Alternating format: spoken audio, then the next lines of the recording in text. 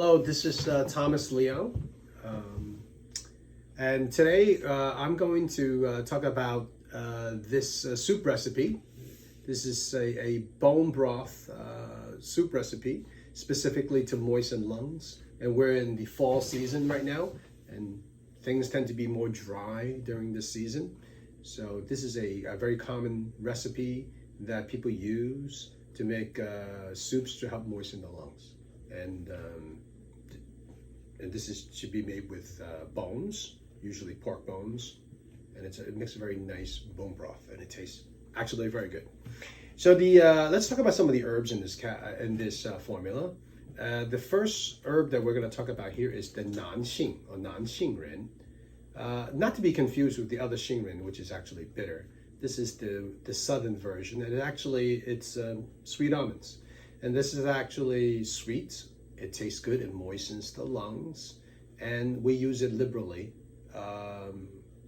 in many recipes, including this one, the soup recipe. Also could be used in desserts, you'll see it. But in this formula, it's helped to moisten the lungs.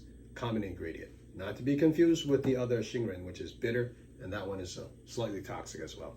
Okay, so let's not confuse the two. The next herb in this recipe is the Mai Men Dong. Mai Men Dong is a very common ingredient to help moisten the lungs. It also moistens the stomach yin as well. So your lung yin, stomach yin. And this is a very popular ingredient because it's also sweet. So if you have pediatric patients that are dry, that have dryness, this is actually a very good herb to use in a formula. Okay, because it also nourishes stomach yin, so it's good for pediatric constipation as well.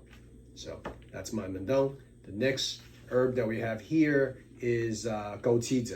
Well, people call it goji berries.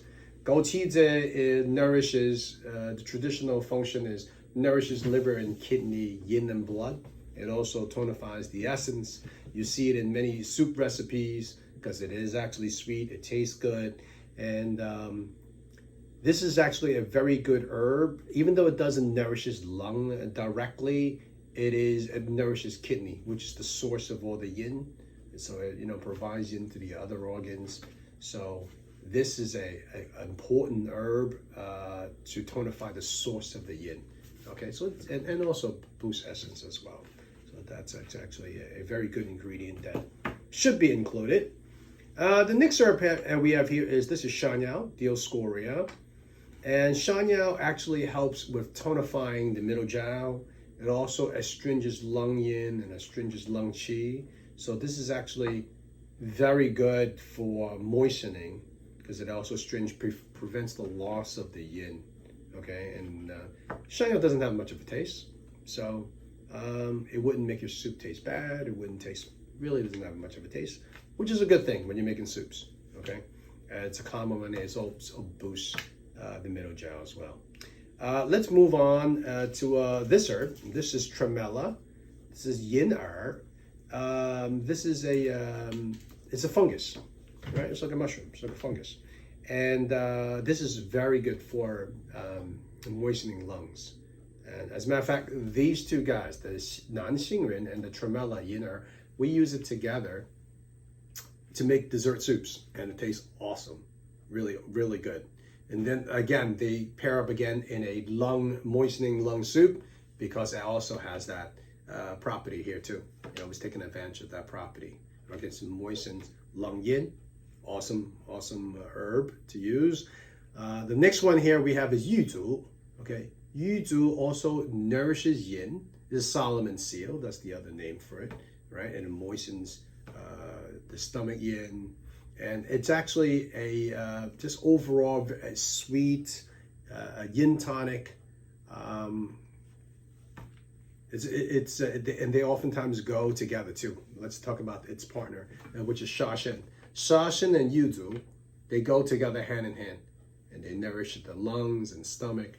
So again, these two herbs are actually sweet. It's all in. It's consistent with all the other the ingredients in the recipe to moisten. The next herb we have here is Bai He, lily bulb. All right, lily bulb also is moistening. It also clears some deficiency heat in the lungs as well. Also moistening for the lungs. Also sweet. Also tastes good. So we have a lot of herbs here. There's not really one herb that tastes bad here. Not at all. So which is important. The last ingredient here was Dong Shen Cotonopsis. This is a middle jiao tonic. You're probably wondering why are we here having Dong Shen here. And oftentimes when we make soup formulas, one of the organs we have to take, one of the burners, I should say, one of the part of the body is the middle jiao, the digestive system. So we need to middle jiao tonics. Dong Shen is a good middle jiao tonic, and then Shan Yao is also another good middle jiao tonic, right?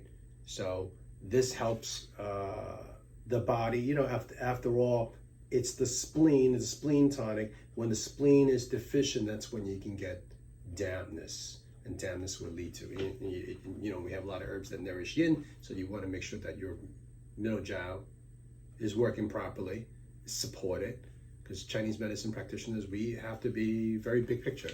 So we also want to support this, the spleen where we can. The things that the spleen we're worried about is that if the spleen is deficient, then it's going to have dampness.